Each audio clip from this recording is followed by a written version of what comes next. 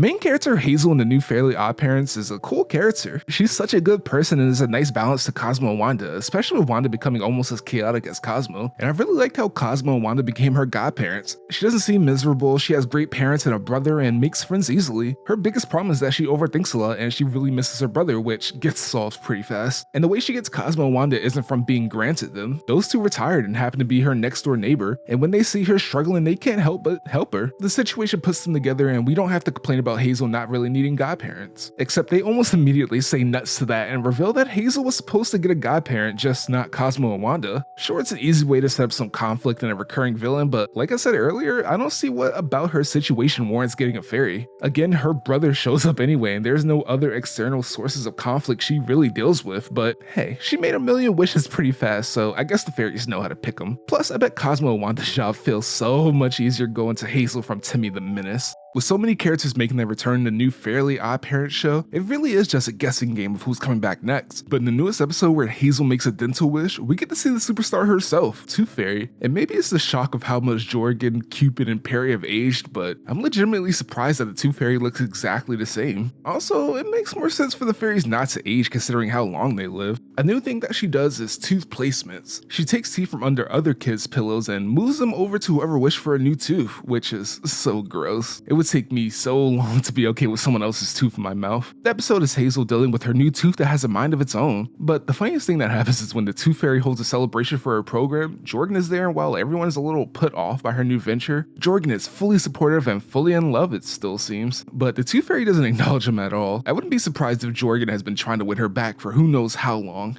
It may have seemed like he moved on in that one episode, but here he is. And I get it, I would do the same. In the newest episode of Fairly Oddparents: A New Wish, there's a blink and you miss it visual gag where we see Vicky in the guava juice. But instead of how it is in the original intro, she's now a full-on skeleton. Thanks to this, a lot of people are saying that Vicky is, but I honestly don't think that's the case. The show has already pulled bait and switches a couple of times. There's the bus driver in the first episode who looks like older Timmy in the other first episode, but that's an actor and more than likely not Timmy. There was also a scene with a kid that looked exactly like Timmy. Who's that? Who knows? So yeah, I wouldn't put it past the show for it to be a reference and nothing more. For all we know, that's a fake skeleton. And I mean, why would Vicky be in the lair of the unwishing dragon? Unless you want to say she's a wish or something, and at that point, we're going too far into the rabbit hole. But hey, I guess time will tell whether or not Vicky will show up. Oh, and Cupid also showed up in a new episode, and he's not doing too hot.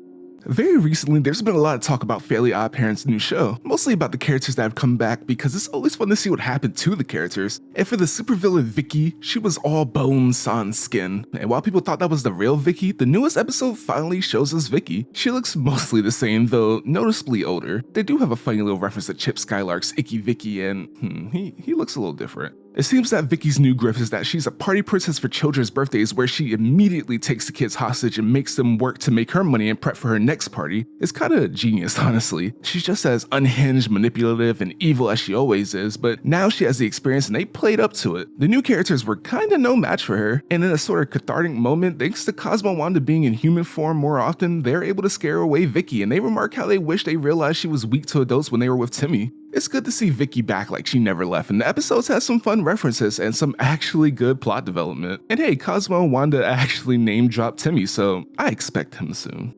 In Fairly Oddparents: A New Wish, we got to see a lot of characters from the original show make a comeback, which was really fun to see and talk about. And as I've been looking at these various returning characters throughout the first season, there's been a comment I've been seeing a lot and still occasionally gets to this day, and that's about Timmy Turner. I'm here to say that this, or even this person is in fact not Timmy Turner, but I get it. Other than a kid that looks like Timmy, the older guys look exactly like Timmy when he wished to be older in the very first episode of Fairly Oddparents. You might be wondering why I'm so confident about them not being Timmy, and it's mainly because the people that have worked on the show have come out and explicitly said that it isn't Timmy. In fact, they even went as far as to say that there would be no offspring of Timmy in the first season. In addition to this, the biggest reason they gave for this is that they didn't want the anticipation of Timmy showing up, stepping on the toes of introducing and developing the character of Hazel. She needed her chance to shine, and that would be kind of hard under the spotlight of Timmy. Plus, it would be pretty sad and cruel for Timmy to end up being a burnout after everything he's been through in the show. So it's with those characters? Well, the team found the design funny and wanted to use it whenever they got the chance. And fair play, it's a funny design, but still, in this world, not Timmy. But that can't be it, right? You're telling me there's just a bunch of people running around that look like Timmy? Well, maybe. Back in Fairly Oddparents, there was an episode called Escape from Unwished Island where Timmy has to deal with all the wishes he unwished that wish him harm, and his solution is to make a bunch of clones for the people that hate him to torment. We never see them again, but what if they got out somehow and are just living their life out in the world, which is why we see so many not Timmys. It's a pretty far-fetched idea, but it's fun to think about. Still hoping for that season 2 because I really want to know what happened to Timmy.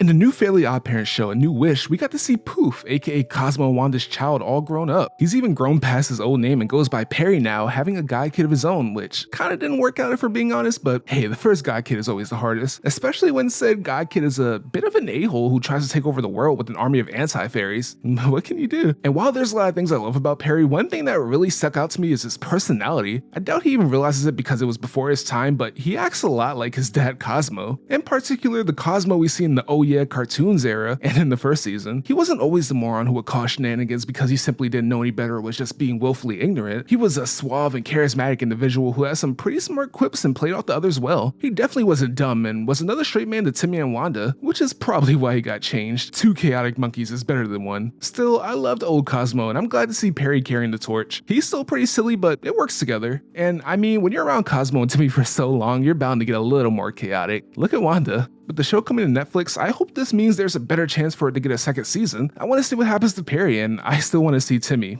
not fake Timmy.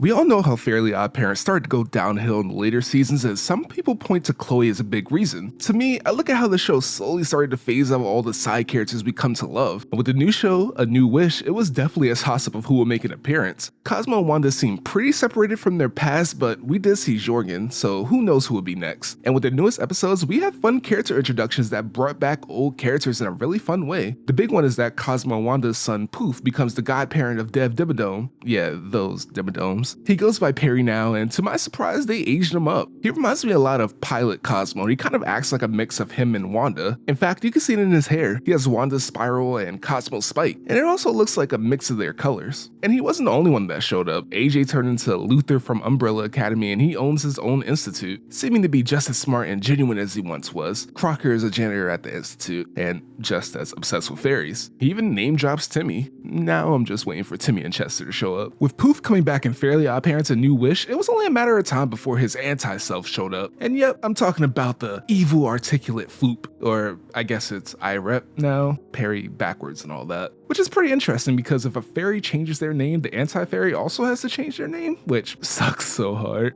And man, he's not looking too well. Perry grew out of his circle body, but IREP never quite got past his block phase. He looks like the block screen from that one episode. In the episode, Dev Dimmadome, son of Dale Dimmadome, grandson of Doug Dimmadome, owner of the Dimsdale Dimmadome, tries to get revenge on Hazel and win a competition, which is against the rules. Perry gets pissed, so Dev gets help from IREP to give Hazel bad luck. Dev gets rule-free wishing, so Cosmo and Wanda fight IREP, but kinda get washed. It gets to the point where Dev wishes Cosmo and Wanda were nothing, which should revoke his god kid status, but oh well. Jorgen steps in and literally punts IREP, leaving Dev to look for more anti-fairies. I hope that means anti-Cosmo and Wanda are gonna show up soon. We finally hit the end of the season for the new Fairly Oddparents show, and it's pretty high stakes. Somehow, someway, Hazel has made a million wishes already, which might put Timmy to shame, but thanks to that, Hazel gets a rule-free wish. It turns out though that Dev Dimmadome has already taken over Fairy World with the help of IREP, who again can casually cast any wish without regards to the rules. And it got to the point where Dev was about to take over the whole world because he controls the big wand, which controls all magic. Meanwhile, Perry's going through some serious magical buildup, and Cosmo and Wanda get imprisoned by anti-Cosmo and Wanda, and they seem to be the same as they always were. I wonder if they act like parents to IREP. While Hazel is mounting a rescue, Dev has a change of heart after seeing how bad off Perry is, and with all of them working together in a close call for Wanda, they're able to save Fairy World. Dev has his little redemption, but loses his memories of fairies and Perry, and Hazel finally gets to make her rule-free wish. A wish so that her friends and brother don't forget the existence of fairies. Man, I wish Timmy made a wish like that for Chester and AJ, but I do like this shift in dynamic, and I wonder what will happen if there is a next season. Oh, hey, Wadissimo and Mama Cosmo. I hope they're doing well. I'm really curious about what's next for Perry. Based on the finale and Dev's tomfoolery, he shouldn't be Dev's godparent anymore, so I feel like he has to get a new god kit. And if so, I wonder if it'll be a new character or someone we already know. It's not his fault necessarily that Dev did the things he did. He was just following the rules, but it has to be a huge learning experience for him. Maybe it's what makes him realize he needs advice from his parents and tries to learn more from them. Especially now that there are more people that know about fairies in their circle, it would be a good time to get some practice in. Plus, I liked when he interacted with Cosmo, Wanda, and New Wish, so I hope he sticks around more. And on the note of interactions, one of my biggest hopes for season 2 is that they really lean into the fact that Jasmine, Wynn, and Anthony know about fairies now. This is essentially uncharted territory, and it was easily one of my favorite decisions from the last season. It should have happened with Chester and AJ, but I'll take it here. This opens up the possibilities of things that could happen now that there are so many people essentially sharing the same fairies. I'm so curious of how it'll play out, and I hope that it allows the writers to mess with the dynamics of the characters a bit. Like, how would Anthony mesh with Cosmo Wanda since he's essentially the oldest person who knows about fairies,